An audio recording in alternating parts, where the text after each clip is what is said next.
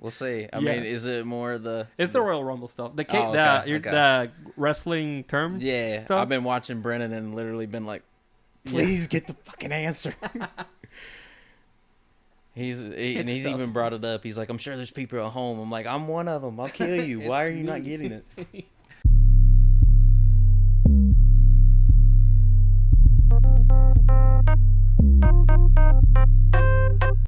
Welcome back to Midwest Midcard. This is episode 50. First, let me open up and saying that we have a very special guest. And first, my name is Carlos, and our special guest, I'm Logan. Logan. How are you, man? I am phenomenal. Perfect. So, before we get into it, Brendan couldn't be here today for personal reasons, but just know, Brendan, if you're listening to this, we're keeping you in our thoughts, and that's right. Hopefully you get to come back soon. And if you don't, then I guess it's a one-man show forever. Or if Logan wants to come back next week. I was going to say, or we just treat you like Rick Rude and push you out of DX and every take over. Every time Brendan's not here, it's a job evaluation for him. So you hit him hard last week. You're like, how many of you missed? 2. He was setting himself up because this was because he's missing today. But obviously, we're greater things are happening. So. Yeah, we're definitely thinking about him though. Yeah.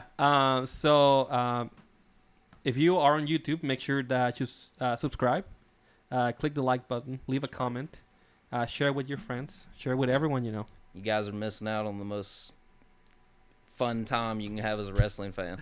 Of course. On Spotify, Apple Podcasts, and other podcasting platforms, leave us a review, 5-star review, of course, and then interact with those Spotify polls. I think I forgot last week to put a poll, but I need to be better. This is a pretty big episode, I think, because not only it's the first stop in the road to WrestleMania, not to sound like a fucking Michael Cole. Yeah, like a WWE commentator. Yeah.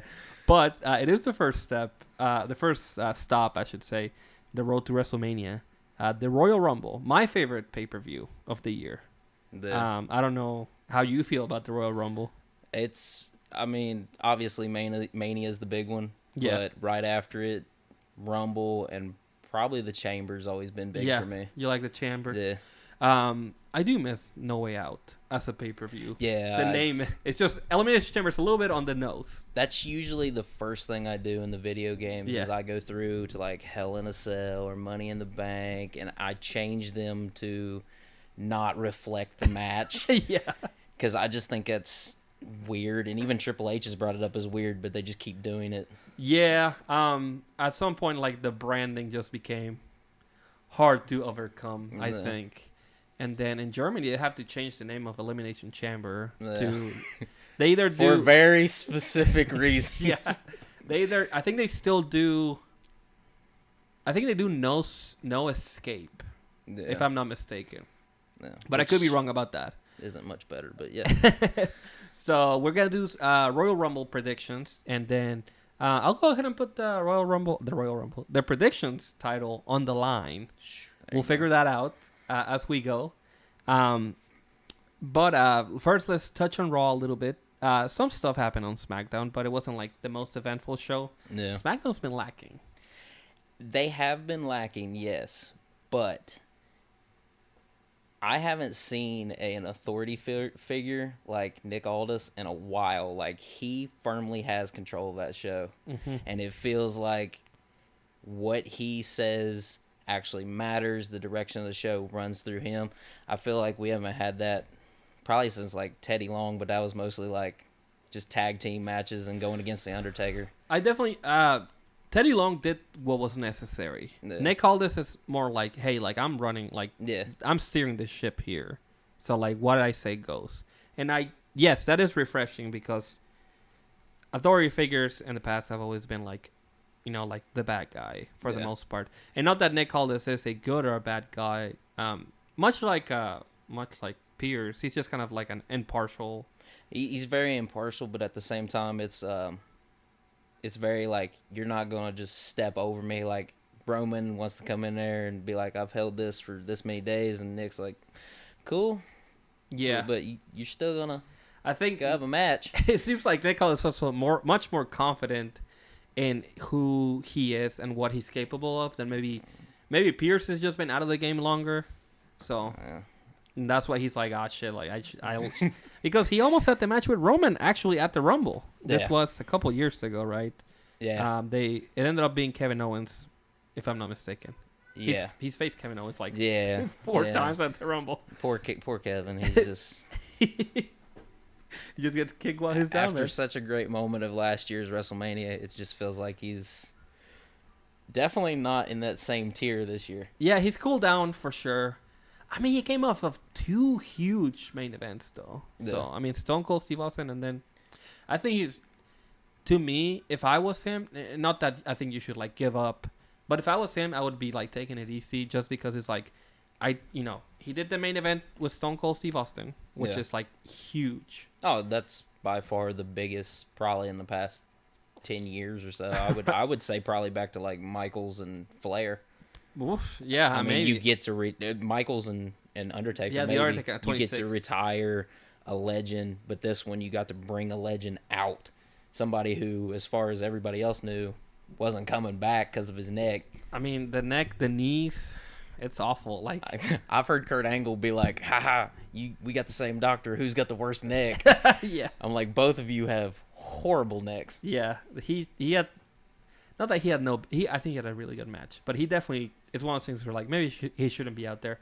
Match was great, but Kevin Owens goes from that to being in the main event with his best friend. You know, I think that's if I was him as a fan and as a wrestler, I would be like shit, I don't need to do anything else. Like I already did. No. Like I don't know if he set out to main event. Maybe in his mind it was gonna be him versus Sammy. But, like, they're both part of the main event. I believe at this point, I mean, there's so many stars. I heard about it earlier today, listening to another wrestling thing or reading on it. There's so many stars right now that Kevin Owens kind of in that just vacuum where it feels like either he needs to go back and have another tag team run or have a similar mid-card run somewhat of what Gunther's got to make him feel back up to that level, because he hit such a high in Mania that it's almost like, where do you go? I think, and that's always that like a babyface character kind of always struggles with. It's like the chase is always bigger than you know. It's about the journey, not the destination. And then once you get to the destination, it's like, what's next? And I think that's why there's so many doubts about like the Rumble this year. Like, who's gonna win? You know, what's the long-term goal? What makes sense? What doesn't make sense? Yeah. Because I think that's what Priest is stuck in right now, too. Mm-hmm. I mean, you give a guy the Money in the Bank, that's always been a boost from the mid-card up. But now there's so many stars. Punk's back. Cody's is in this tightrope to WrestleMania. The Rock's popping in and out. Good old Dwayne. Thanks for coming back and ruining everything, you bastard. And, you know, whoever else wants to pop in and out, Bloodline stuff, like, where does Damian really fit in to move up? Yeah, and I also think that Triple H is good at giving people what they want, but also sometimes being like, all right, we got to pump the brakes a little. Like, yeah. Oh, he's a great storyteller. Like, the fact that everything's not rushed, that's AEW's problem, where WWE's like, we got some time. Hey, he's definitely the cerebral assassin. Like, you cannot take that away from him. Nah. He's like, and now I watch back some of his matches, some of the slow ones that people kind of hate. Yeah. And him and Cody are very similar in that regard. Which Triple H is like Cody's favorite wrestler, so yeah, you can see how. But starts very slow. Sometimes it's like a little bit boring. No. But then like by the end it kind of picks up. And he was never like this like super like fast paced like explosive guy. You know, Triple H was, but he knew his moments very well, and that's something that I like now looking back at his matches about how like he approached that, especially like the Shawn matches or the Austin matches or even the Rock matches, which I think are pretty underrated. Even the matches where like the other person they were pushing to be to his level, like a Goldberg or a Scott Steiner match. Yeah, you see him be like, I take it slow. I'm gonna make them believe that you're close to me or on my level. Then we'll see where this goes. Yeah, I think he is. A lot of people put him really high on a pedestal, but he is a very underrated performer to me. I don't think he gets enough respect as like an in-ring mind. He's just very, I guess, very smart, very methodical, and like I think that everything he does, he kind of applies to like his like the way he works backstage as well. So it's just kind of cool to see, because him himself being like a Harley race guy, which also was like that same way, just like a vicious cycle of like everybody just slowly is like, I'm gonna take a little piece of that and just copy it. Yeah, it's cool. And I lost track of what I was even saying because fucking I'm just talking about Triple H now. But game. Okay, so let's well, so again, it was about SmackDown and Nick Aldis. Yeah. Which another methodical dude. Yeah. This is probably, I don't know if that's just like Nick Aldis is like, his direction is like, you have to be like, you have to present yourself as not a threat, but like present yourself as like someone you can push around, essentially. Yeah. And obviously his stature, he's big boy. He's much bigger than I thought. Yeah, and I didn't truly realize like how recent he was the NWA champion. Like, he's just like recently, like within probably a year and a half, because it's been Tyrus and I think EC3 since then. Yeah, so it's funny to think about it the way All In happened. Yeah. He was the NWA champion then, and Cody beat him, right? If I'm not mistaken. I believe that was at All In, yeah. And then he won it back, and then he had it from then, probably throughout. I don't know if the one dude, Tim Storm. I don't know how much you know about NWA. I catch some of it. I mean, so once I realized Tyrus was the champion, I was like, I'm good, thank you. So Tim Storm was this. Literally, he was like a teacher, and his whole gimmick was that like he's got a real job, and he's also like carrying the flag for NWA. Yeah. And then the Nick Aldis thing. I don't know if it happened before or after, but that was like, that's when like they were trying to rehab NWA, and there was some cool stuff. But right after that, like the pandemic happened and empty arena shows, NWA Power kind of just died. Yeah. So it was like a lot of things. But somewhere in between, Nick Aldis was the NWA champion, and I feel like he didn't lose it because of the pandemic, and he just couldn't defend the title. And which, you know what? We have the power of the internet. I was going to say, I thought I remembered like Trevor Murdoch being NWA champion too. I think Tyrus. Did Tyrus beat Cardona? I don't fucking know. I can't. It went through at least 3 or 4 people after Aldis, but I can't remember who all had it, when they had it. It very much went sideways. And also the lineage of the NWA title is so funky because it like goes to like through TNA, through WCW, and then through TNA, and then back to like Pierce being the champion. Yeah. Shout out to Adam Pierce. Oh, I know. I've seen people comparing Pierce and Aldis, and they're like, obviously Pierce is better. He's got 5 NWA titles. All right. Like, well, Rick's got 80,000, so. So, okay, Tim Storm was a champion 414 days. Yeah, there you go. This was in... Oh, wow, that was that far back? Okay. Yeah, 16. Damn, okay, so time flies. So, there's Aldis. He has it in 18. Yeah, and then Murdoch, Cardona, and it's vacated. Murdoch gets it back, and then Tyrus and EC3. Yeah, so I remember Tyrus beating him. Yeah, it was a 3-way with Cardona. What a weird... Good old Tyrus hitting the weakest fucking splash you've ever seen in your life. Honestly, what an embarrassment. Like, truly. My son could hit a better splash. He's probably more nimble. Oh, by far. It's just like... And not to be like... I know it's a made-up title. I know wrestling is a work. But But this is one of those titles that they've literally said is like prestigious, and they've had all these legends come back and say like this means something. And you watch Cody when he's trying to get it from Aldis, he's talking it up, and then you give it to the Funkasaurus. It's garbage. Yeah. Yeah, and like it hurts because this is Ric Flair's title. Yeah. This is like again Harley Race's title. Yeah. Like Dusty. A lot of people like through the years. Again, this was a TNA title. I mean, like for what it's worth, Christian Cage was an NWA champion. So it hurts to see it, being treated like that because, big nerds like me will like be like, what the fuck? Like this is like a pretty important title. Like the only way it could get worse is if they gave it to Chris Jericho. Oh my god! Like if all of a sudden magically Tony Khan's like, we're gonna buy a fourth company and and you know what? I'm a big Smashing Pumpkins fan. Yeah. There's actually, you don't see it on the camera, but under the TV there's 4 CDs.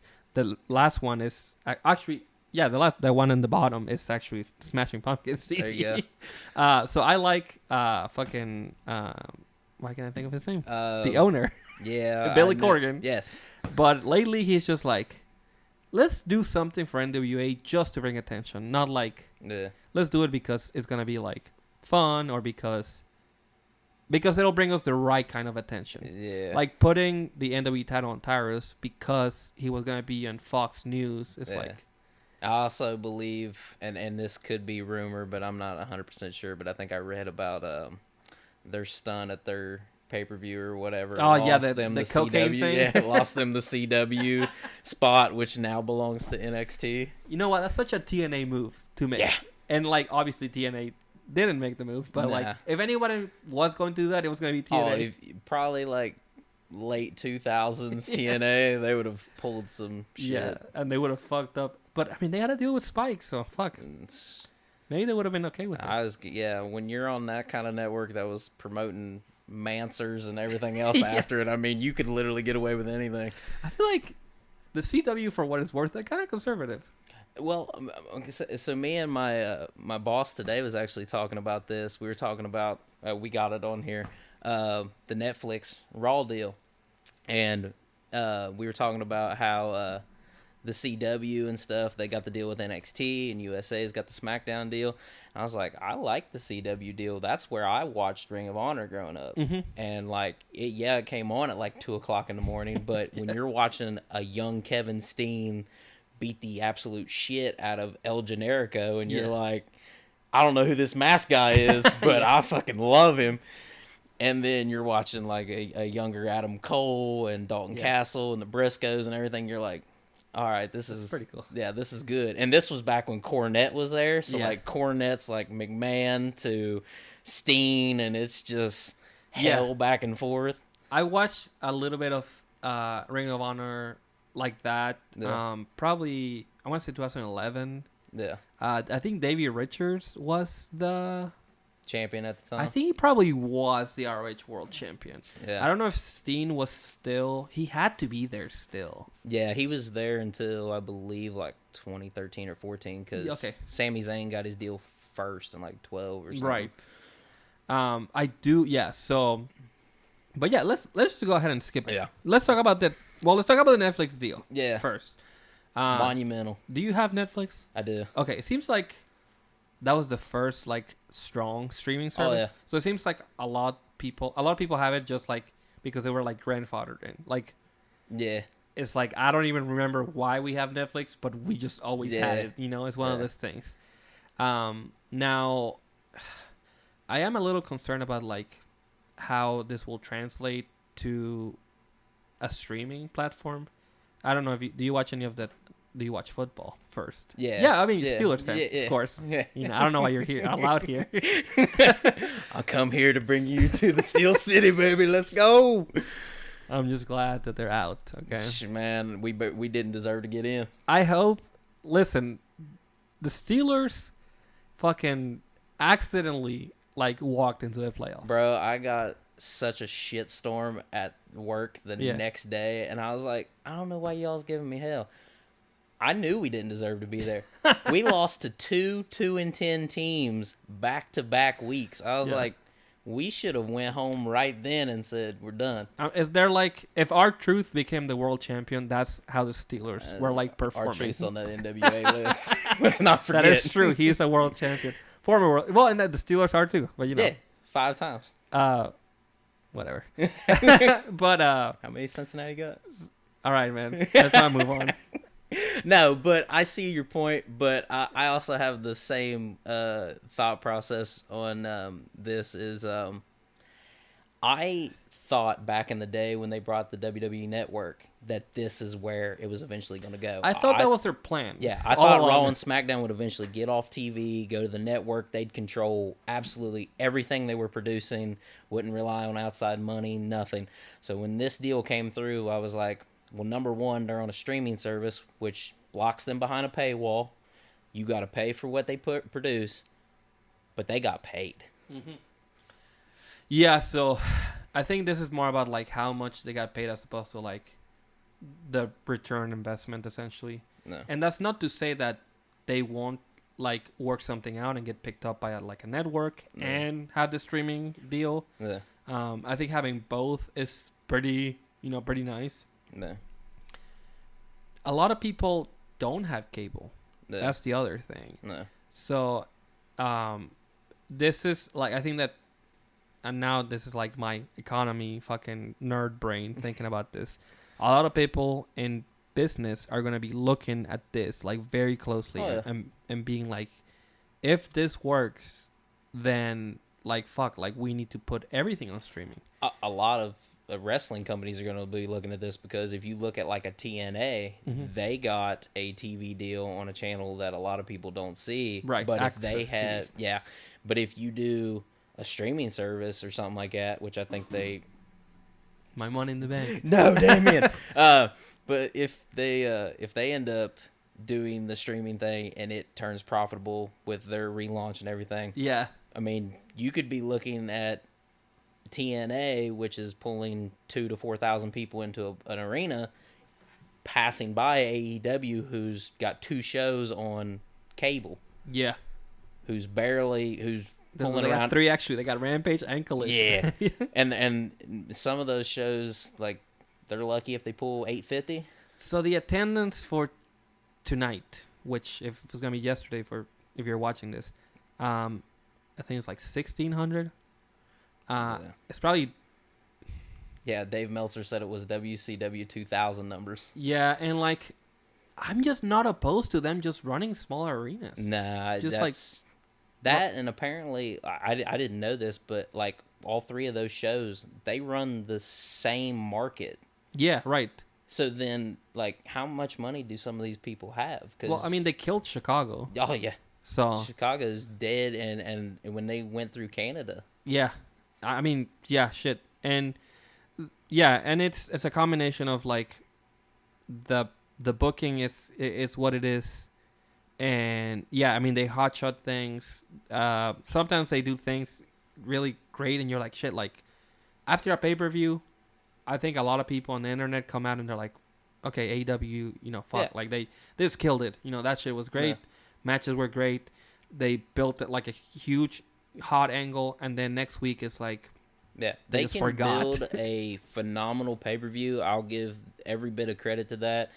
And they can build your dream matches, but they can't build that really long build-up. Like even Toni Storm stuff, she changed to the black and white and doing the timeless stuff, and then 2 weeks later she was like losing her mind and the makeup's going everywhere.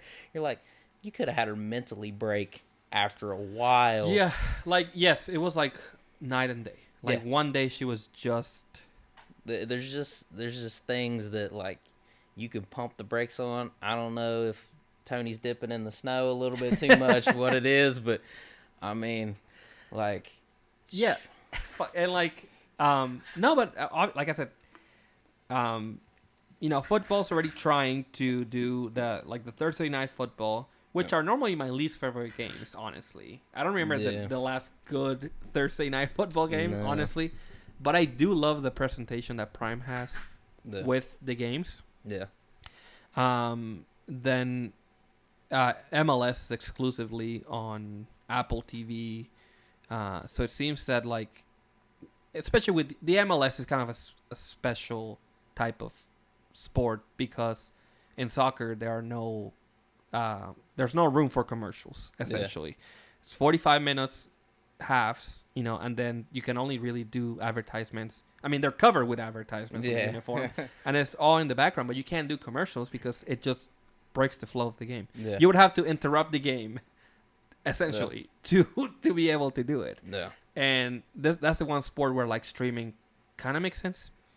But yeah, I mean, if you can't run ads on Raw, I mean, that's one of the few things that TV networks look at, because it's like, what can we run ads in? And that's where I feel like you're going to get more of, like, here's the Cheez-Its Battle Royal and everything. Like, there's going to be matches, and you're going to hear, like, Michael Cole randomly be like, he's got a headlock, and this match is brought to you by Snickers, and you're going to be like, sweet, now I really want a Snickers and see who wins this match. I'm one of the few people that don't really... I watch AAA, and I don't know if you've ever seen AAA, but they run the hard camera on this with the screen, like, where they come, and the Titantron, for like the old school Rumble. Yeah, they run it where you can see it in the background, and they're constantly running ads, and the canvas is a huge ad. Yeah, so it doesn't, like, whatever, Yeah. They and the UFC is the same way. Yeah, so TNA was recently like that. TNA had the MGM, I think, or whatever, wherever they were running. Yeah, they had him on there. So good for $5 billion. Oh yeah, like that's the thing is, like, I guess it was $5 billion over 10 years is what. Yeah, so it's $500 million for 10 years. For 10 years. So I think that checks out. Yeah. I think so. I was going to say, let me just type it. But I mean, yeah, it's absolutely incredible money. You lock it behind a paywall. You make your stuff more exclusive. In the same thing, though, I mean, I believe from now until then, they really got to take a look at how they format things if they plan to change Raw's time from 3 hours to 2. Yeah. Because if you're going to be running on a streaming service where you said commercials and stuff like that, that's probably not going to be a thing. Mm-hmm. Like, you got to fill that dead time. Yeah, it'll be weird to see. And, yeah, I mean, they have to work on that. And you're not going to see a guy, like, dive outside, and then they'll be like, come back, we're going to see what happened. Yeah, and then I wonder if it'll just be silence for, like, 3 Remember minutes. The pandemic stuff? Yeah, yeah. Stopped? Yeah, that's how I picture it. Yeah. They just roll out the ring, start signing autographs. Referee's like, we got 5, come on. I do think, they just have to get creative, which if they pace it correctly, like for a while, Vince wanted to do 2 out of 3 falls matches. Yeah. This was like 2019, I want to say. Yeah. And he was doing that because of the commercials. Yeah. Which, like, it's so silly. And I don't know, that figures something out. I'm excited to see what it is. Yeah. I always like a nice, refresher, and seeing what, the presentation, the pacing, everything, what they're going to do. It'll definitely take a minute, and you'll definitely get the people on Twitter that's not going to like it or not understand what they're doing, but you got to change a 30-plus year TV presentation, and now you got to put it on a streaming service, so, I mean, we'll see where it goes. And it's wild that it landed on Netflix out of all the streaming services. Because Amazon was apparently pretty. I thought they were going to do Prime for sure. Yeah. And this is where you gotta call out those fucking frauds, the wrestling reporters. Yeah, bastards. I don't know. And I'm just making a joke, but not one wrestling reporter. I'm not gonna say journalist. Nah. Not one wrestling reporter said, "Hey, they're close to a Netflix deal." You even had some that was like sitting out there baiting old Tony, being like, "Hey, they might go to HBO." Yeah, yeah. There was a lot of that. Not one person knew, and this is where I always take rumors with a grain of salt, with a huge grain of salt. Yeah, because when there is a story, like, nobody knew about the Vince story, Vince McMahon story. Nobody knew about the TKO thing. No. Nobody, and I'm saying not nobody. I'm saying people within the dirt sheets had no idea about the Netflix deal. We didn't even know about The Rock getting his spot on TKO until literally the morning when it happened. Yeah. Those are like the things that like they should.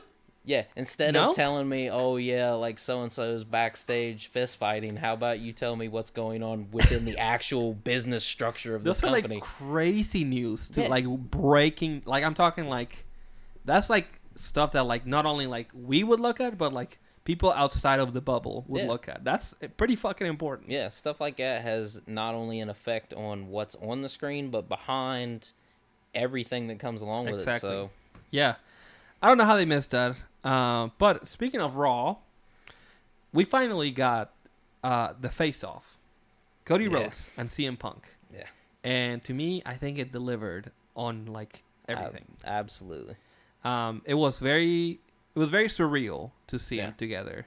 And for all intents and purposes, the rumor was that like Cody, he left for personal reasons, AEW, but also like maybe there was something to like, hey, like CM Punk is here, so like that spot, like it's being filled by him. Yeah. For no pun intended, it's being filled by him.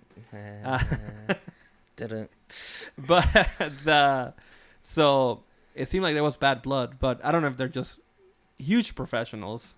It didn't seem like there was any bad blood. No, like I if there was bad blood between them, that is one of the most professional things. Like, I don't know if that's just the environment of that company or what, but I believe there's nothing personal there. And I loved the whole, I'm more an American, my father was an electrician. I'm more an American dream. Which is also like the first time he's ever talked about his dad besides Chris Jericho being like, your dad's a drunk. Yeah, right? I'm surprised he didn't bring that up because I feel like CM Punk is kind of vocal about like his, how he was brought up, maybe it wasn't the best way. No, yeah, he's been quite serious on that a few times. So. It's for him to be like, hey, like my dad was an electrician and not be like he sucked or whatever. Yeah. Maybe he just skimmed over it. But I think that was cool, and I mean he's right. Yeah. I wasn't sure where they were going as soon as he was like, I want to talk about your dad. I was like, oh my God, here we go. We got to talk about old Dusty again. Like, Dusty's got more time on air dead than he ever has alive. But that's such, like, that's real life. Yeah. I think the people that know Cody and knew, Dusty probably cannot, like, get him out of their heads. No. It's just like, it's like looking at Brian Pillman Jr. Yeah. Like, you look at him and he just looks so much like his dad. I know he gets a lot of shit, too. Yeah. But, like, if I think he's got potential. Oh, no, I fucking love Lexus King. Like, he was getting shit today on Twitter because of his finisher. All right. Which I think is just easy to hate on him. Like, it is a nasty neck breaker. Yeah. And they're like, really? A swinging neck breaker? And somebody's like, a neck breaker that breaks your neck. But, like 20 episodes ago, I was talking to Brennan about Ronda Rousey and how Ronda Rousey has go-away heat. And I said, well, that's not really bad. I mean, it's better to get a reation than to get no reaction. Yeah. And he gets a lot of fucking reaction. Yeah. At least from people online. Yeah. Like, if they had him beat, is it Obi Fema? Yeah, the North American champion. Yeah, if they had him just randomly beat him next Tuesday, the internet would explode. Yeah, it would be like... And it'd be worth it. Yeah, I'm not watching NXT anymore, like, type shit. Yeah. And I'll go back to watching Rampage. That is exactly what you need. And they'll be like, oh, you wanted Okada in fucking NXT? Yes. That's exactly why we want him there. They're shitting on the idea of Okada being in NXT, but Nakamura did just as much as Okada did. Yeah. And went straight to NXT, and everybody's now like, we need NXT Nakamura back. I know, and Nakamura was like, I mean, he was a pretty fucking big deal. Yeah. It wasn't, and they threw him in NXT. And he fucking did the run. And I'm not opposed to Okada showing up. Could he show up at the Rumble? Probably not, because I think the contract ends like February 1st or something like that. So unless he unless he's got some like a crazy agent, I would, unless he has a date somewhere between probably the Rumble day and the end of his contract that WWE would be like, here's a fat stack of cash. Yeah. Just forget those last 3 days exist. I don't know. I don't see him showing up. I think it can be done. I think that probably the machine can do it. Oh, they can make it happen. Especially with WWE right now, like dipping their toes in. I mean, they just got $5 billion. Yeah, them dipping their toes in like Japan territories with Noah and All Japan and stuff. Like, I could see something being done, but I'm just not entirely convinced that Okada would show up. Yeah, and honestly, the NXT run is gonna be fun. Yeah. If it happens. And there's so much stars that if he got thrown out by Bobby Lashley, who everybody loves, they would be like, really? Lashley threw him out? It's Okada. It's like 900-day reign. Why? Whoever takes him out, if he goes in the Rumble, whoever, unless it's... if it's AJ, it had to be AJ. It has to be. Yeah. It had to be AJ or Nakamura. And then somebody would say, oh, 2 Japanese guys? Really? Yeah. Is Vince writing this? No. Could you imagine? There's no way to please anybody. If it was Brock Lesnar, he just fucking jabronied him. Unfortunately, Okada's not black, so Brock Lesnar's not going to get him. You're right. You're okay. I think you're okay. Yeah. As soon as he wins the title, though, and the music hits, they'll be like, shit. So, today, this fucking report from Sports Illustrated, of all people, was that Cody is not... I didn't read the article, so sorry that I'm just paraphrasing. From the fucking headline, Cody's not finishing his story. Bullshit. So now it's like, what do we do? Yeah. I love how they phrased it, too. Not finishing the story. I know. It's like, okay, in kayfabe, you're telling me this. And then the same thing, they're like, oh, yeah, just so you know, Gunther's going to win the Rumble and beat Seth Rollins. By the way. Oh, cool. So you guys just magically gave us the ending to the Rumble and Mania Night 1, probably. Cool. Also, the problem right now is not who's facing Seth Rollins. It's like whether or not Seth Rollins can perform. So, like, why the fuck are you booking or dream booking or whatever Gunther to beat him? Like, I don't know if it's a given that he's going to be at Mania, but it seems like I think that it's a huge missed opportunity if it's not CM Punk and Seth Rollins. Oh, absolutely. I mean, I believe those 2 matches, the Cody and Roman and the Punk and Rollins, they've written themselves. Mm-hmm. Like, we talked about it before we started recording. Like, we know Seth's hurt with the knee and stuff like that. Even you don't need to have them beat each other up to end Raw with Michael Cole screaming, "Well, we'll see what happens next Monday." Yeah. Like, have them talk. Yeah. That first interaction caused so much just hellfire online of people being like, "Oh, are they gonna do it?" Or you don't need it. Punk, like Rollins has the whole "you left us high and dry." I've carried this place. You've talked shit on this place, and Punk's got the whole, I'm changed. I'm here to be better. Which on the Cody thing, I think he went more into being like the hypocrite type CM Punk. He definitely is like, I'm changed. But then when he was turning it on, he was like, you're gonna get the CM Punk experience. Like, a bigger star is gonna come and they're gonna take your spot. Yeah, he wanted so much to be like, it's Dwayne. Yeah, and it's like it's just like me. But yeah, I mean that literally happened to CM Punk, and now it in kayfabe is gonna happen to Cody too if CM Punk wins the Rumble, which that's still a very real possibility. I want it so bad that like somehow, some way, Punk is in there by himself. He's cleaning house, and just Rollins hops the barricade, throws him over, and ditches. Like, that's the only physicality I want. And then the following Monday, Punk's just pissed. Yeah. Like, he's sitting in the ring, thing off the mic, just giving hell. Yeah. By the way, that mic was so beat up. Yeah. I don't know if you saw it once he took off the like little windscreen and they call it a what the fuck do they call it? I know there's a name for it. The little box that goes under it. Once he took it off, I saw the mic, and the mic looked like it had a huge dent on it. And it's like, I mean, I get it, because right after, a little bit, I think it was later in the or actually, that's not true. At the opening of the show, both Seth and Gunther threw the mics down to the canvas. Yeah. And it's like, it threw pretty fucking hard. Yeah. Like you could hear it through the TV. It's like, boom. Yeah, so no wonder the mics are like all fucked up from that. They don't throw them off the heads anymore, just off the ground. Which Seth Rollins, now that we're talking about him, I told you before we started the show that he came out with the brace over the pants, which is not like, it's not even really doing anything. Nah. Like, just at that point, it's show. Yeah, so it's like, right, so, and it's like to show that he's hurt. Yeah. And that's why I have hope that, either they are making the injury worse, they're making it out to seem worse than it actually is, or they're just buying some time.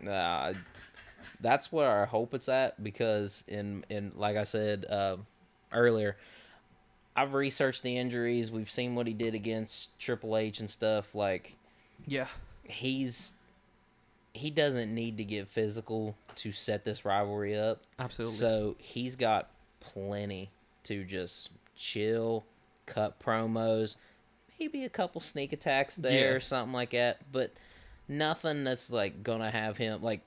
I think he got hurt during the Triple H thing when Samoa Joe attacked him. Mm-hmm. Yeah. Like, that physicality, that attack, wasn't necessary, but once it happened, they're like, oh no, he's hurt even more. Yeah. Well, it could have been avoided. Right. So, it'll be a damn shame if he can't make it to Mania, especially because of the run he's had. And I know that people get sour on Rollins. But once he's not the champion and once he's like gone because either he's hurt or because he lost the title, I think people are going to really miss him. I think he's really great and we don't appreciate him enough, honestly. I mean, he speaks a whole lot of truth when he says the workhorse champion, because, I mean, between him and Gunther, they've both been guys that's on TV every week putting on matches, and they make their title mean something. Especially him, considering that's a new title. Right, brand new. Yeah. So, well, let's get to the Royal Rumble predictions. There we go. I will go ahead and I'll say that for the ones that don't know, every time there is a PLE for the WWE, sometimes for pay-per-views for AEW, we have the predictions championship. I am currently the champion, have been the champion ever since Survivor Series, where I believe I retained, but who's keeping track? I don't know. I'm currently the champion. There's going to be... Brandon's not here, but he did send his predictions. So this will be a 3-way defense. So, in order for... Now, if Logan wins, which is a very real possibility, he's won it before, he has to come back to defend it. I had me a nice fucking cane rain is what I did. I had it, and then they was like, hey, we got to strip you over. I'm going to strip you real quick. I felt like Trish Stratus trying to beg Vince. I was like, can I have it? It wouldn't let me. So, no, but if you win, you have to come back to defend it. So that's the open invitation. And hopefully Brandon gets to join us next time, and you guys have to share the casting couch, which... I want to treat him like my little Riley Reid up here. So let's go through the matches, and then let's have our predictions. And we'll just kind of break it down. We short card, it looks like. No. 4 matches. 4 very... I think that the build of this Rumble, as far as the matches outside of the Rumble, has been pretty lacking, in my opinion. Yeah. This could be a virtue of the 2 champions that are defending their title being kind of absent. Yeah. And both great performers, but, they're not there every week, so it's hard to, like, gauge. Yeah. And especially with Roman, it's hard to build a feud with 4 people. I mean, it's like damn near impossible. So. But they're lucky enough with that one specifically that each person has a problem with Roman, and each one of them kind of have a quarrel with each other just enough to where you're like, so it's not a 3-on-1 or nothing. Right. But, it's like they both want to get to Roman, but also like they don't care for each other either. And that was a cool thing, because I always like to bring up the Attitude Era. Yeah. That was a cool thing about the Attitude Era. There was a lot of like everyone's just angry at each other. Yeah. And that's cool that people get to work with each other, but at the end of the day, it's like I care about like being the best. Yeah. So like that's fine that we have to work together for this. But after this, like, we're, Yeah, I mean, just to go back to Friday, whenever Paul Heyman's sitting there talking about him Roman having to defend, LA Knights just steps right in. He's like, I'm pissed that this ain't one-on-one because he steps in and he steps in. This should be just me and him. Yeah. Says he's going to cut bacon off of Paul's back. And Randy has a very, very good case for wanting to get the title from Roman. And same with AJ. I'm not liking AJ with the pants. No, I really wish he would just go full-blown TNA Lone Wolf. Because, I mean, he did the same thing, but he just wore black gear. Yeah. Black and white gear. Yeah. That was pre-Bullet Club. That's so crazy, man. Yeah. So crazy what...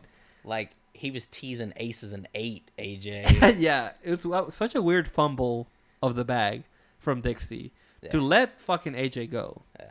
And then for him to just turn, like, into, like, the leader of, like, one of, like, the biggest factions in, like, wrestling ever. What a huge fumble by TNA to look at a guy who's been there since day one and say, hey, would you take, like, way less money to bust your ass for us? Right. No, corporate America, we don't take less money for more work, you bastards. Unionize. Hey, wrestlers, start a union. What are you doing? Yeah. Jesse Ventura is somewhere creaming his jeans right now hearing this. He's so mad. Yeah. He had it right, man. Hey, shout out to Jesse Ventura. And fuck Hulk Hogan. Exactly. Oh my God.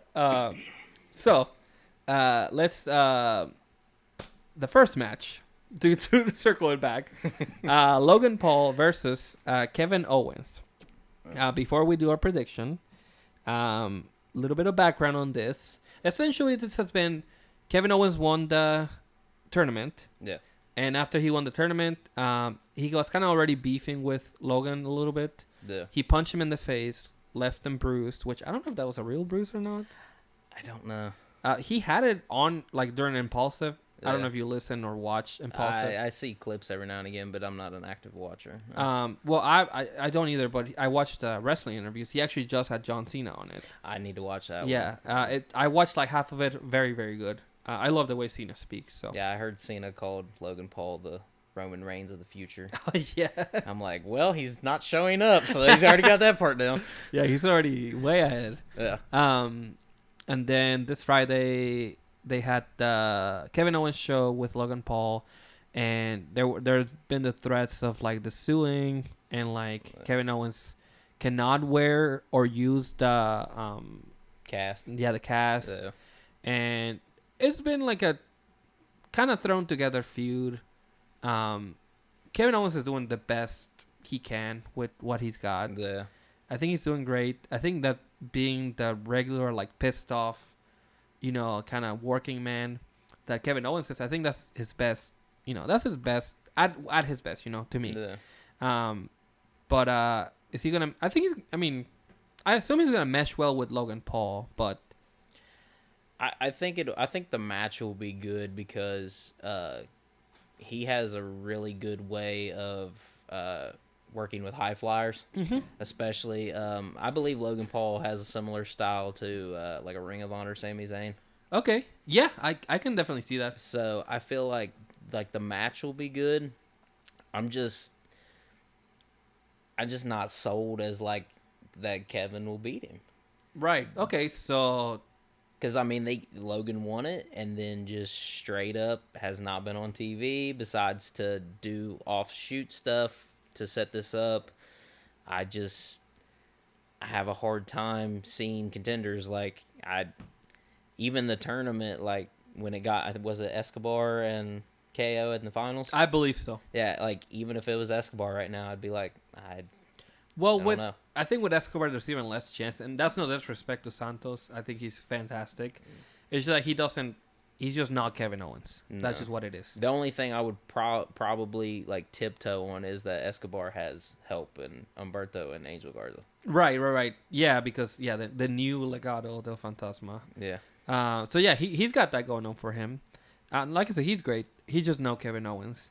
Yeah, I don't think Kevin Owens beats Logan. No, there's no chance. No. It's going to benefit Logan because he's gonna have a big. I mean, he beat Rey Mysterio. That's pretty fucking big. Yeah. But I think adding Kevin Owens to the list of victims, I think that'll be really great. And I assume he's gonna be at the Chamber too. I hope so, but at the same time, like, who would be like 5-6 credible challengers to take that title? Like, Owens would probably get another one, maybe Santos, but I think the Mania. I think LA Knight should be the one to take it. Oh, by far, like, especially like I was under the same belief as most people that him challenging Roman was like too big of a jump. Mm-hmm. Like, yes, he's very popular, but you still haven't. You've made him popular, but you haven't made him a champion. Yeah, it's one of those things where, like, this is the comparison maybe doesn't work here, but and WWE and AEW have made the same mistake with Hook and Jinder Mahal. They had the title matches, and then, what's next? Yeah. I guess there's still an opportunity to build Hook back up. But with LA Knight at the very least, he got the title match with Roman, and then like he's still in the mix, Yeah. So at the very least, it benefited him in that way. We'll see long term. I believe the thing is, like you said earlier with Cody, is yes, he's LA Knight's popular now, but once he's a champion, how does that popularity? Because like you said, the chase is more when you finally got it and you're on the mountaintop. So does he win it? And then everybody's like, his title reign's okay. Yeah. And then they kind of start turning on him or what. So, I don't know. I feel like definitely Logan Paul walks out of there. Yeah, absolutely. So, I'm picking Logan Paul as well, as much as it pains me. I need to pull up Brennan's prediction because he sent it to me. So, Brennan predicts that Logan Paul will be KO as well. So we all have the same one. Oh, which I was afraid that would happen. Which it'll be the same case with our next match. Yeah, which is I believe this is going to come down to the Rumbles. Oh yeah, probably. So next match, this will probably be the main event. Maybe Roman Reigns, LA Knight, AJ Styles, Randy Orton for the WWE Universal. Undisputed Universal Championship. Yeah. Which is very disputed now. I mean, Roman Reigns is gonna win. Yeah.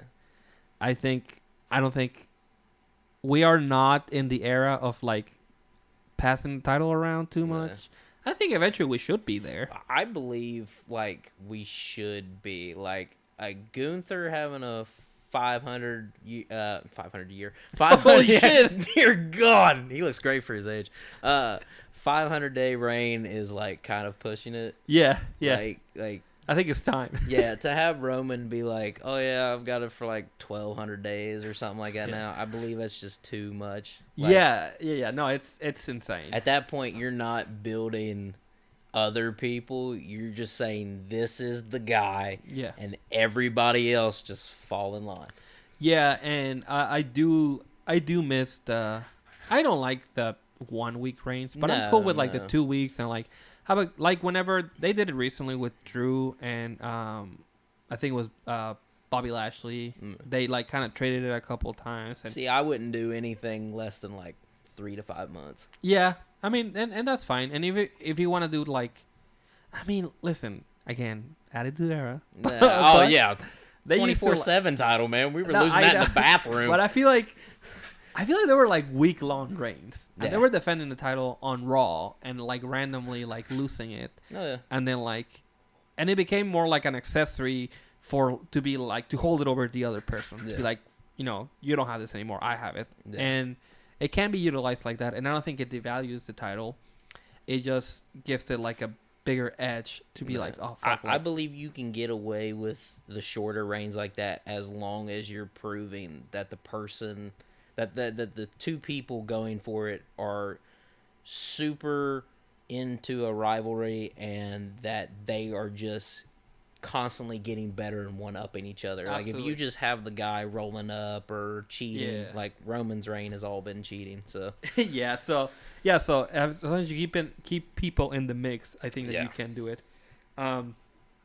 Yeah, so I mean, I assume you're predicting that Roman's gonna keep it as well. Yeah. And just to verify Brandon's prediction, I'm gonna say that he probably said also Roman, and yep, Roman winning the Fatal 4-Way. Yep. Now the hardest to predict, I think. You ain't kidding. The Women's Royal Rumble. Yeah. I'm actually super excited for the Women's Rumble. I'm very, very excited for the Women's Royal Rumble. I think that as far as surprises, I bet like a third of the Rumble is going to be surprises as far as like Legends and NXT call-ups. Yeah. I can't see a whole lot of NXT call-ups, though. Oh, really? Like, maybe Roxanne. Yeah. I'm thinking like Tiffany Stratton. I think maybe. It's too early, but I think that she should at least be there. She might get like the Casey Catanzaro one where she like shows up and then it's just like she just fucks off. Yeah, kind of. I think that that's what they should do, honestly. Just give her like a little taste, let her do the moonsault, show off her skills. Maybe even make it to like the last 8, the last 6. Maybe. That's a huge I'm saying that's kind of going overboard right there. But I think I'm a big Tiffany guy. So. Yeah, she's extremely talented, and she will be at that Charlotte Becky level within next couple years for sure. Yeah, I mean, give her like 5 years, and she's gonna be right there. Yeah. But so hard to call. I would have called Cora Jade being in there if she wouldn't have got hurt. Right? Yeah, that's such a bummer, man. So I'll put in the top people that could be, and then you can tell me who you think. All right. So we have, of course, Bayley. Yeah. Becky Lynch. I still think she could. I think she could see Becky win. Hey, listen. Much like Brock Lesnar, it could always be Becky. I think Becky. I mean, that's true. I think Becky's road to WrestleMania just pretty much is that Rhea just doesn't have any more challengers. Yeah, maybe it's been bumpy for Becky for sure. Yeah. Nia Jax. I know you don't want to see it. Nobody does. Brennan's at home somewhere right now. He's complaining. He's hearing it. Yeah, I know. He just got like a huge his ears are like Professor X'd out of nowhere. He's like, oh, Nia Jax. And and obviously almost impossible, but Charlotte could come back. I do not want to see her back. Listen, damn near impossible. Like she would have to like Superman this shit. Like I think her I've seen her videos on Twitter and stuff. I think her rehab is absolutely incredible. Do not want to see her risk that. Her leg is gonna look like Sid's if she goes in there. Oh my god. Yeah. So there is like a good mix of potential winners. Yeah. And it'll be interesting to see how they play out like the last the entrances of course, and then the last the last 4 just to see who they're trusting with that. Liv Morgan could come back. Yeah. Liv Morgan fans think that she's gonna win every year. Love Liv, but I'm not one of those that's like losing their mind over. Yeah.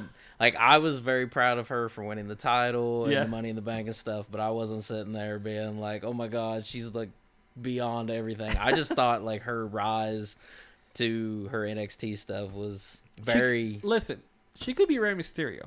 She very much evolved. Like, if anybody needs to look at the WWE system and say, I don't know, is Lexis King going to be something? Liv Morgan was out there. Yeah, she was rough. Barely able to do anything. Yeah. And she's been a world champion. Absolutely. Yeah, she absolutely has. So, yeah. And I'm going to predict. I've said this week by week. I think Nia Jax is going to win the Royal Rumble. I don't know if they're going to like make her lose the chance or if they're just going to do the Rhea match. I just think that could happen. I think that Nia Jax is going to win the Rumble. I hope they do the big man spot and like all of them just team up and throw her out. I really do. Yeah. I think the story is leaning towards Bayley. Mm-hmm. I think everything with Damage Control is going to lead to her leaning away. but I don't know. They might pull some sideways stuff, and it could be maybe an AJ Lee. Okay. I mean, that one's kind of a far out. Yeah, that's way out there. Yeah. Which it could happen. Yeah, I mean, that whole place would lose their mind if she actually showed up. Because Punk mentioned her one time, and people are like, "Oh my god." I'm like, never say never. I don't know, but Bailey and Nia are two pretty strong picks. I just, besides Rhea being the immovable object, I don't see like what's there to push about her, because her personality's not there, the mic skills ain't there. She's very dangerous in the ring. Like Tyson in his prime wasn't that scary. Yeah, like quite literally dangerous. Well, I think she stepped it up, man. Like recently on Raw, she's just like kind of been on another level. And I'm not saying, like, obviously the promos can be rough. Yeah. But I'm just saying that like the way that she presents herself and like comes out and like the confidence is there.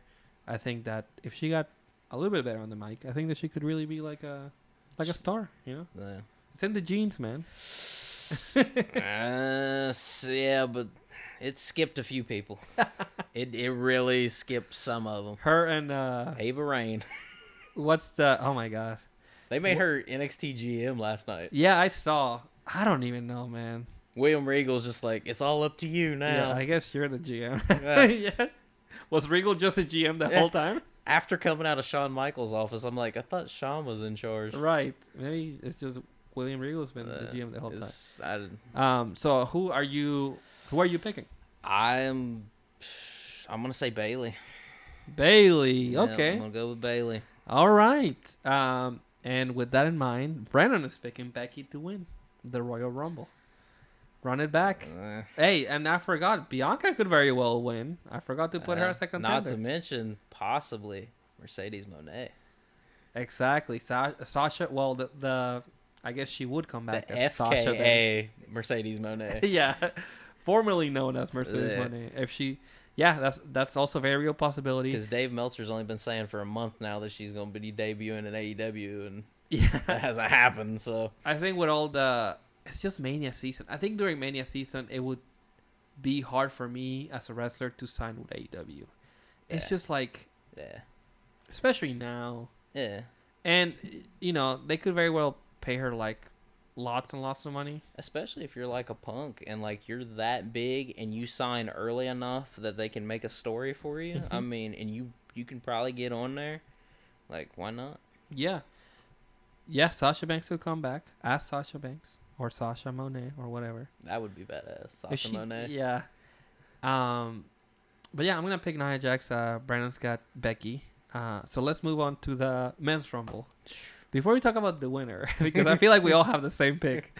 As far as surprises, there's a few that like would actually like blow my fucking mind. You got. If we hear the coin drop, I'll fucking lose my mind. That'll like the. And that's, I don't know if everyone's gonna get it, but like, I'll fucking, you know, I'll have to do a lap around the house. The other one, which I think would be very interesting, near impossible. This one is probably even more impossible than the Okada one, is MJF. It could still happen. Listen. Brennan was out here losing his mind. I know. People in the dirt sheets have assumed that he signed. Yeah. I have not heard one person like confirm it though. I have a very strong feeling he signed he with AEW probably did like months ago, and he's just been playing it. I definitely think that as well. I'm just saying that there's like if it happens, a sliver of a chance. Yeah, I mean we'll lose shit, but then everybody will be pissed if he doesn't get on Mania. Yeah. I think that would I think those two are like the most insane ones. Oh, for sure. Legends, I don't really want to see any legends. I've heard, and I would be okay seeing it. I want to see some X-Pac. X-Pac, okay. Yeah, I mean he's been in ring shape, you know, for a while. Yeah. I I mean, NXT call-ups, Braun Breaker. That one's cool. So far beyond. Like, it should have happened. Oh, yeah, it should have happened last year, the year before. Yeah. Really? Like, he's carrying Baron Corbin right now to make him interesting. He's just like, Braun is pretty good. Von Wagner could happen. He could get called up. He could get the call-up. Carmelo Hayes is already kind of in SmackDown anyway. Pretty much. So I wouldn't even call that one. They're just holding that for Trick Williams and Stand and Deliver. I think that's the way to go. Trick Williams could be in the Rumble. Maybe he eliminates Carmelo. That'll be crazy. And then it goes into the Tuesday after. What the hell was that, man? They're already in pretty tough territory. Yeah. Both of them are not, I mean, they're friends, but they're also like kind of watching their back, and the whole story with Trick being attacked or whatever. So, there's a few people. Well, Sheamus could come back. He hasn't been around. Yeah, that one would be quite exciting. There's a few winners. Gunther. Yeah. CM Punk. Yep. And then Cody Rhodes. Hulk Hogan. Course. Hulk Hogan could come back. He did say I might have one more in me. I hope not. No, pray to God. It's like, get out of our company, man. Come on. Go away. Go save more girls wrecking their cars. See, I'm choking because of Hogan. That was an actually good thing to do, Hogan. Stick to saving people in cars. You've done one good thing. Please just stick to that.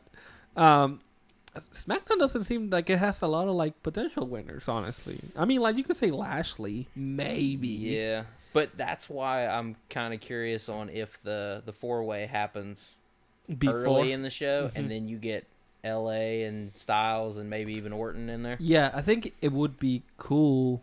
Like as far as Final Four, I'm predicting Gunther in there. Probably CM Punk. Probably Cody. Drew. Now, right, Drew McIntyre could also very well win. There's always Brock Lesnar.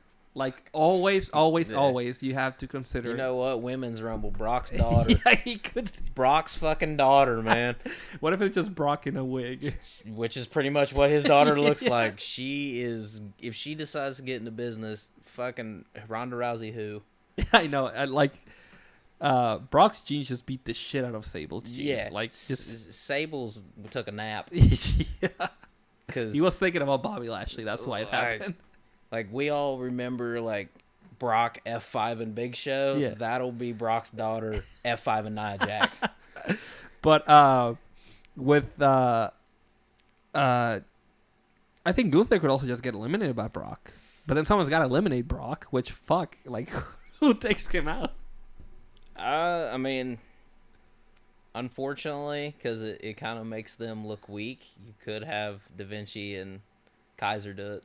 Right, Giovanni and fucking Ludwig. Yeah, they could do it. It's kind of cheap, but it sucks because you kind of make them look weak and stuff. But I mean, they gotta protect their fucking leader. Man. Yeah, you could have literally Gunther lose his mind and Brock's just like ha ha ha, and then they just boom. Yeah, that's a good way to write it. And Brock They could just not do the Gunther match. I mean, or Brock could just eliminate himself because he wants to beat ass. Yeah, like, Brock doesn't need anything. Exactly. Brock as the IC champion would be pretty crazy. The fact that he would hold it before Cena. Yeah, oh man. Has Brock ever had a mid-card title? All his titles have always been world titles. Interesting. Yeah, I guess. Not even a tag. Tag team. Yeah, he has not been a tag team champion? No, his only tag team title was in OVW with Shelton Benjamin. Oh my god. That's wild. Yeah. That's crazy. I mean, I believe it, but... They did a dark match on Raw as the OVW tag team champions, but that was it. That's wild. For the Men's Rumble, I'm going to call Cody Rhodes absolutely as the winner. I think it's the right thing to do.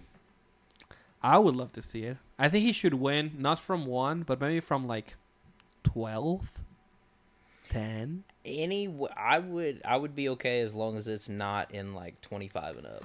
Yeah, it's just that just cheapens it. It was cool that he won last year, but like from 30, I mean, like, come on. Like, I think the last one to win it was from 30 may have been Brock, but before that was like Taker, and then that was like he still wrestled that whole like 15-minute match with Shawn, with like Shawn, at the end of it. So, well, actually, the last one would have been Triple H. Oh yeah. Yeah, and then before Triple H, it was Cena.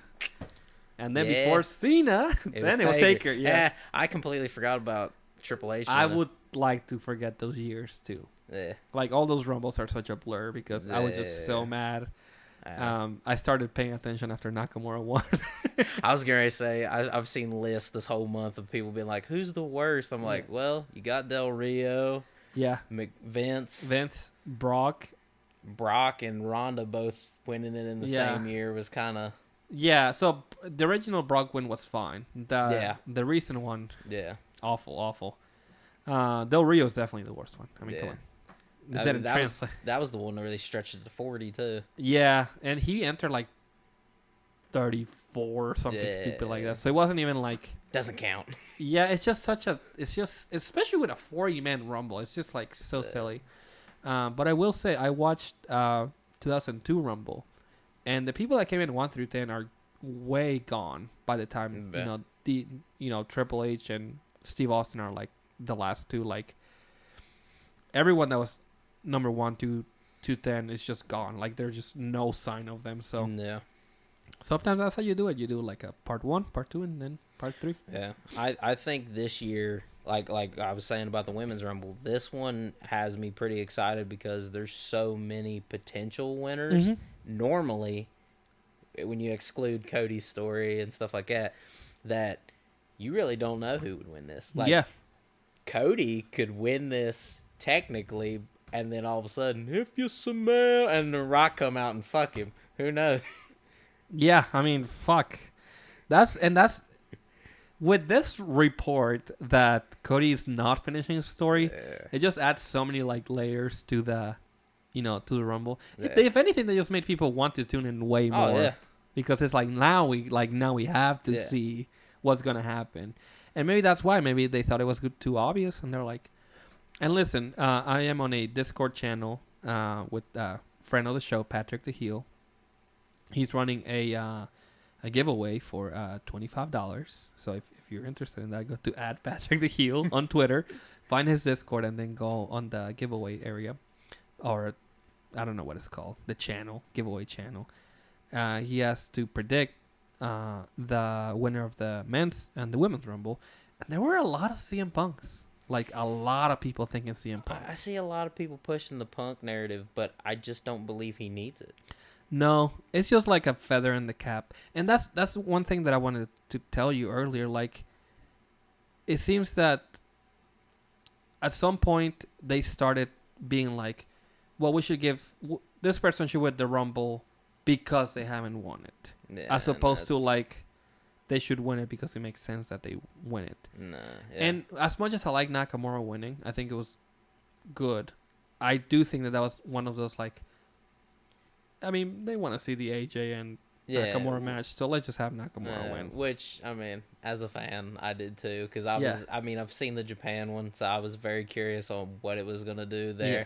Kind of let me down a little bit. It was very disappointing. Yeah, I mean, but the thing with Punk is that he just don't need it. Mm-hmm. His rivalry with Rollins could strictly be set up in promos and just, I mean...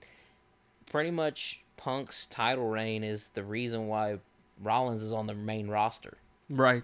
Yeah. The whole birth of the Shield and everything can be attributed to something with Punk. They're tied together. His whole WWE career is tied to something with Punk until Punk leaves. Mm-hmm. You can build on this for a minute without having to get them physical, without having Punk. You can have him do a great show. He can eliminate 5-6 guys, but I don't see the point in having him win.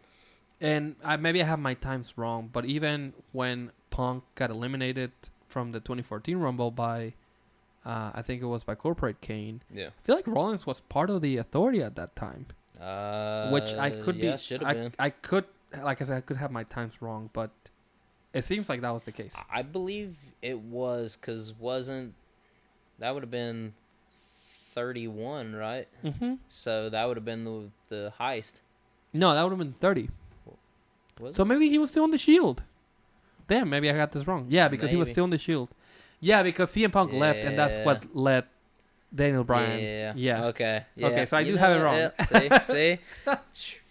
It almost lined up. I know. It almost. I had myself really convinced. But you're 100% right about how the origin of Seth Rollins is thanks to CM Punk, essentially. Yeah. And ironically, because he wanted to keep the title. So he hired some guns, and now look. Yeah.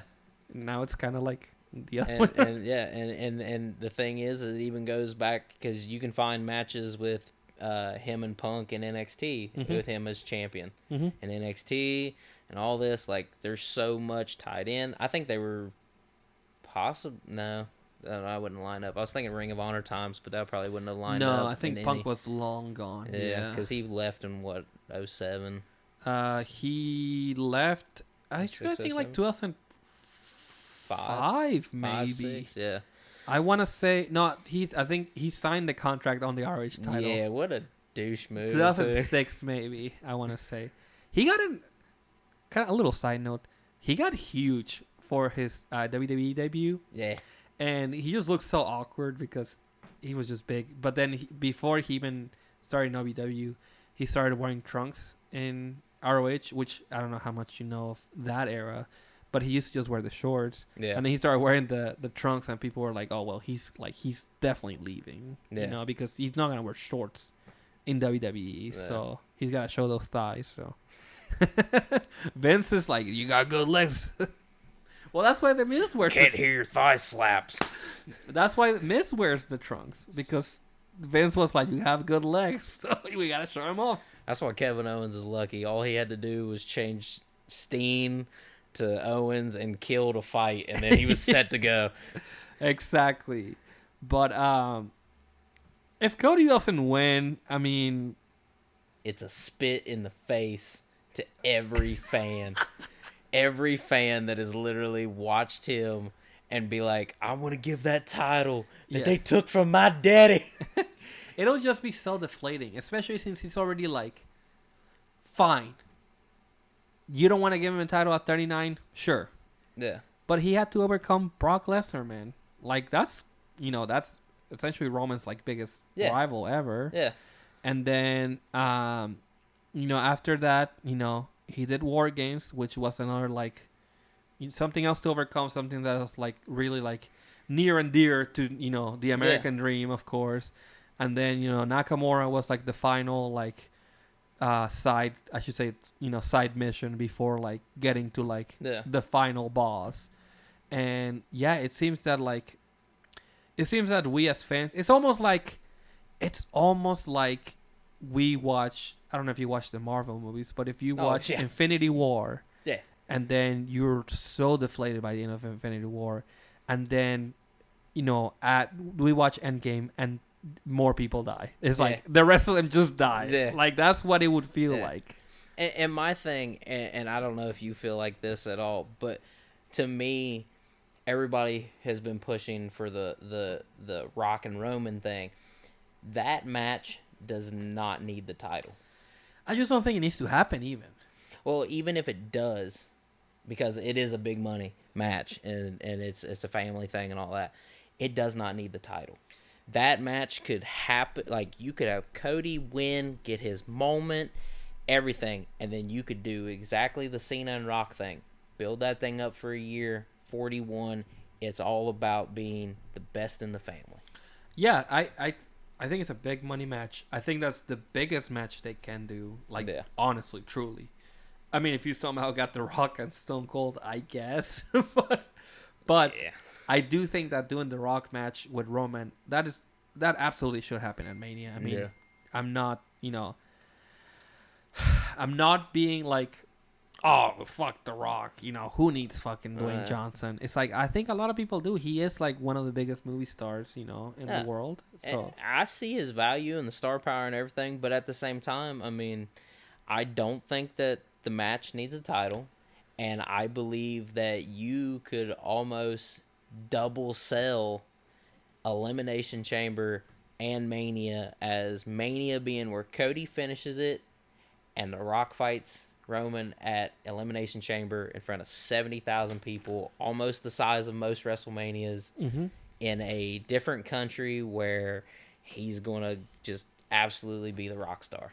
Yeah, and then like the Polynesian, I mean, if you want to take it this way, but like, there's probably a lot of Polynesian people in Australia that are, maybe feel, that The Rock represents them in some ways. And then they're going to be torn. Yeah. Because they're going to be like, we can't boo him because he's Polynesian, and we can't boo him because he's the only person who's not Polynesian is technically the referee, because I think even Paul Heyman's got like some kind of he's got some kind of VIP card he just swipes. I think he does. He used to manage the who did he manage? The Wild Samoans. I think it was the Wild Samoans. Yeah. That's fucking crazy. Yeah. That is like, and like whenever he brought that up at the beginning, he's like, oh, like he's so closely linked to like the family. Like that blew my mind. Yeah. For sure. It's absolutely insane. But yeah, so we're both picking Cody. Brennan picked Cody as well. Of course. So the decider is gonna be the women's rumble, of course. So whoever gets, we all have different picks. So whoever gets that, I guess we could all get it wrong. I mean, like I said before, the women's rumble is absolutely the one that's got me the most confused, because the story says Bayley, probably, but there's also just like there's other stories they could tell. The men's one really does come down to just Punk and Cody. Yeah, I think that there is that for sure. In the event of a tie, I do retain the title. Just wanted to say that. Vince Russo booking, boo. We just can't flip a 3-way coin. I'm sorry. So if there's a tie, sorry, but I get to keep the title. I'll come up with a Money in the Bank concept soon. Okay, so we can cash in. Just hear a knock at your door. I'm like, here to cash in. Come on. Well, let's. I do have one more thing for you. We're a little over time, but it's okay. Yeah, it's gonna be a long one. It's episode 50, man. It is episode 50. You know how many people make it 50 episodes doing anything? I know.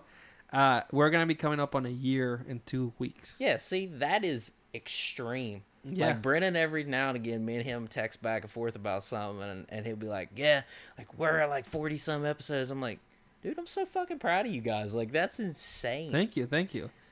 Yeah, it hasn't been an easy road. No, it never is, but but we don't get to celebrate this week. But we'll do something for our year anniversary for sure.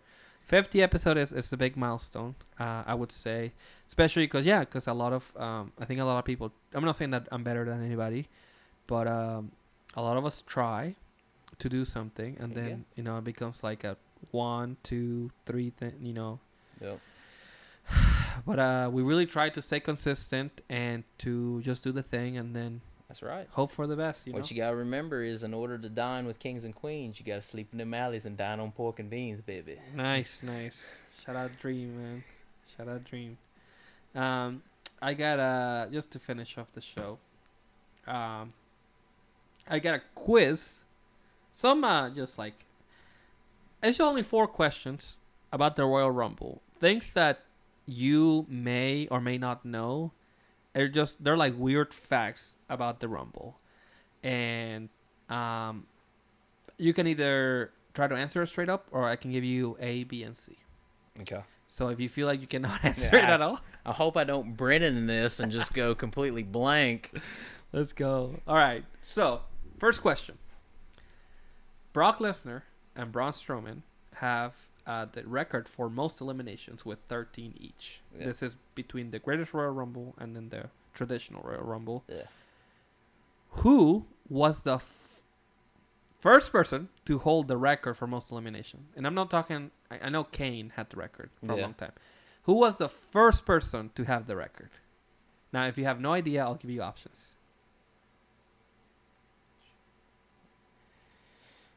I feel like, okay, since the first one was won by Hacksaw Jim Duggan, and Hogan wasn't involved in them for 2 more years. Ooh. Give me some options. Okay. A, Hulk Hogan, B, One Man Gang, or C, Ultimate Warrior? And I say this could be tricky. So first person to hold the record for that, I will say, I'm gonna say One Man Gang. That is correct. There we go. Bonus points if you know how many people. You can just guess. It's 6. 6 is right. Damn. Kobe. 6 is absolutely right. Damn. So One Man Gang had it, and then Hulk Hogan got it after, if I'm not mistaken. I pulled that one out of the same place Tony Khan hides his drugs. My ass. All right, next question. You're 1 for 1. Sweet. Who was the first person to eliminate themselves from the Royal Rumble? And your option, well, hold on. Actually, do you know it? If not, I'll give you A, B, and C. To eliminate themselves from the Rumble? Yes. I feel like this is Khali.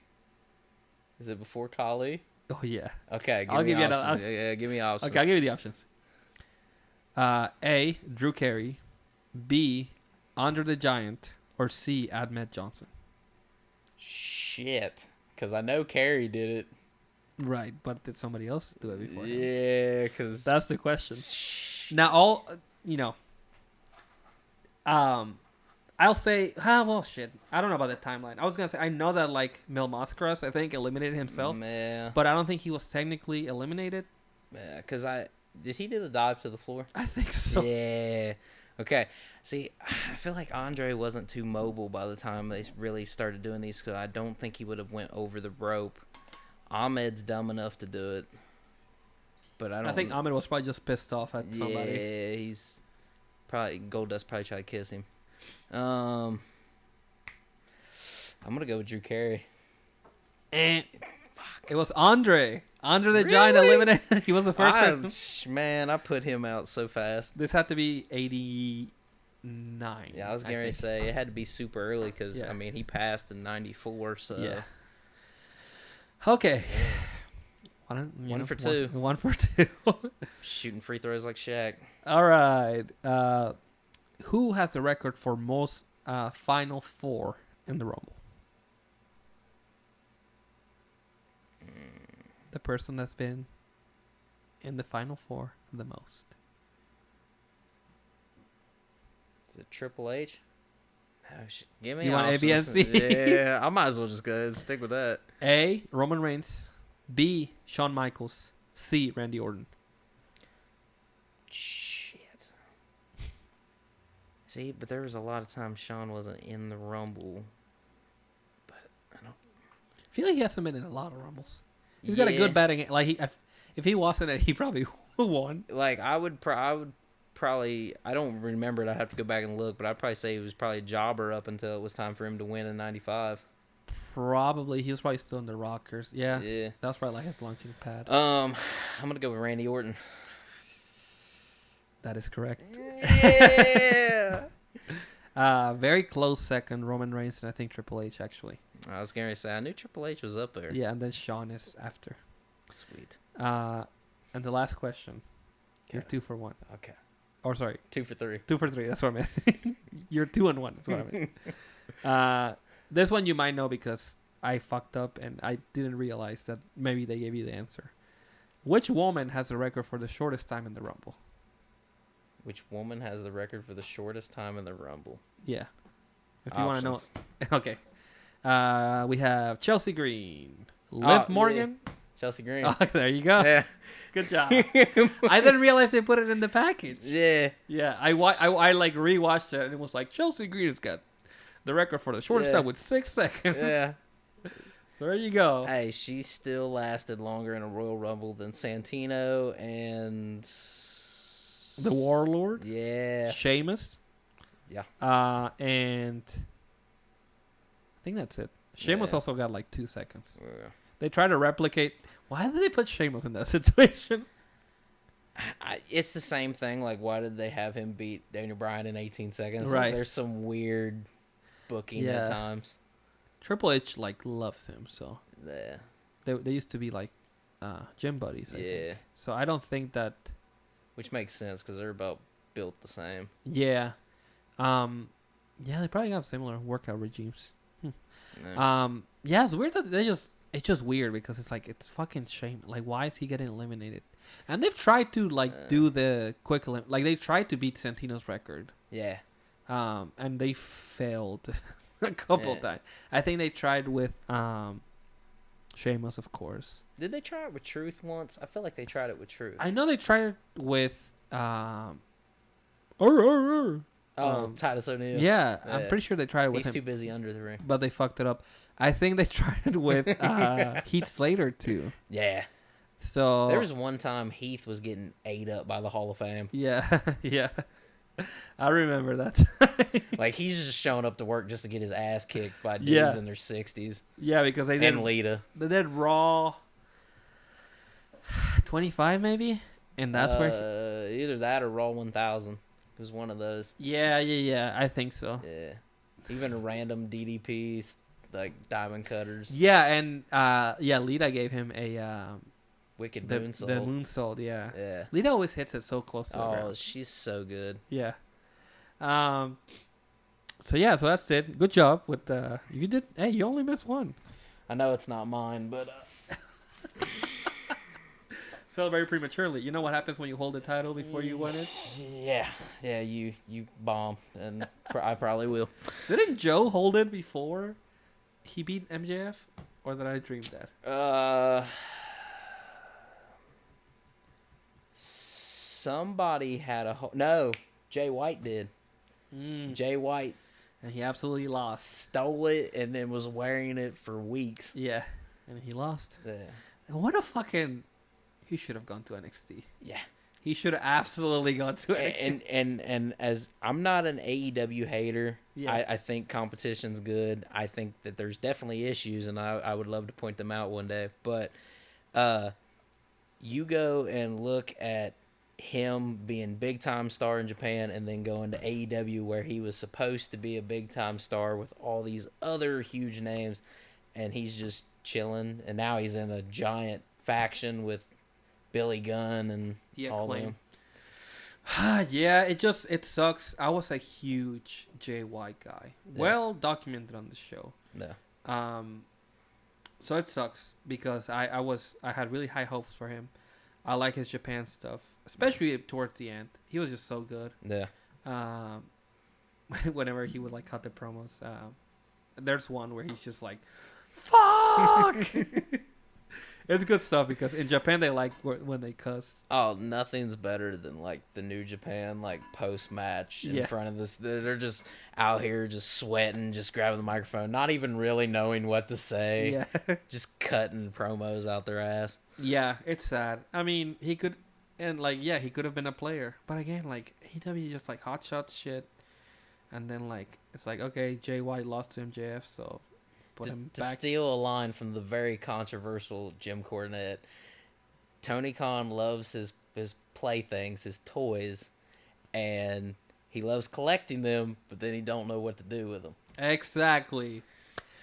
Yeah, I hate to come off like an AEW hater, but it's just like it's such a struggle to like to try to keep up with the show. Just they're giant matches they're promoting tonight is Minoru Suzuki and Adam Copeland. Yeah, which I cannot call him Adam for the love of me. I'm always calling struggled him right there. You're like, I was like, Adam Copeland. Yeah. But like phenomenal WWE career, Japanese career that goes back, tough guy and everything. But like he's also like 50 plus years old. I mean, listen, it's gonna be a good match. Yeah. And that's a cool match on like a GCW show. But like, well, again, Adam Copeland has said AEW reminds him of the Indies. Listen, no, and again, and I said this before, but if I'm going to a indie show, I want to see a fun match. I don't give a shit if it's like flipping shit, breaking tables, like crazy stuff, because I'm not gonna follow a story. Like I don't care, and like I've seen like a good. Like technical match. I watched Jordan Oliver versus Alex Shelley in a GCW show, and it was a really good, slowly paced match. It had its athletic moments and everything, But a lot of it was the crowd just like watching it and like appreciating it. Yeah. And maybe it felt like it was quiet. Yeah. But everyone just kind of was just like digesting it. Yeah. That kind of stuff doesn't translate in an indie show because it's like, well, we need like the instant, like, you know, like the endorphin, like fucking, like, oh, you know, doing a flip and like doing like multiple flips, like the indie wrestling style. And a lot of people, I've heard Brennan bring it up before. Some of the luchador wrestlers, they wrestle the AAA style of, I'm gonna run across these ropes and y'all be there to catch me. A lot of that doesn't translate because there's a lot of waiting. They got to set it up and all that stuff, and they recycle luchadors like crazy. Like I've lost track. Commander, Gravity.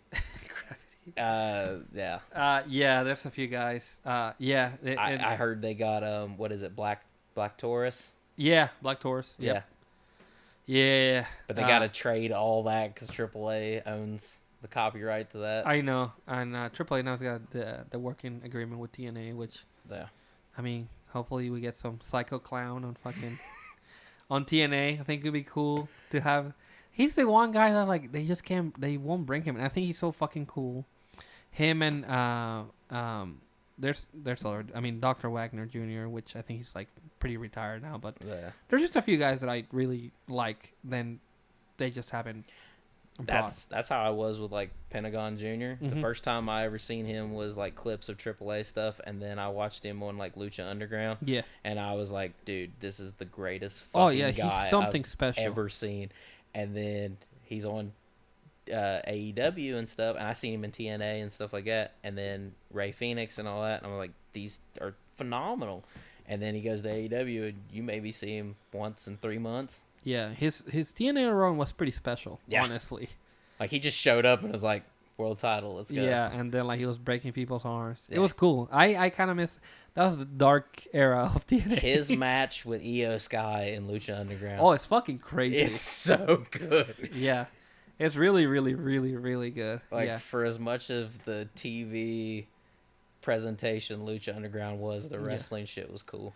It was so fucking cool. Yeah, because it was like over the top, but also like the matches were just good. Let's just curb stomp people's heads off center blocks and dive off balconies. I miss Lucha. I wish somebody would do like a show like that. Yeah.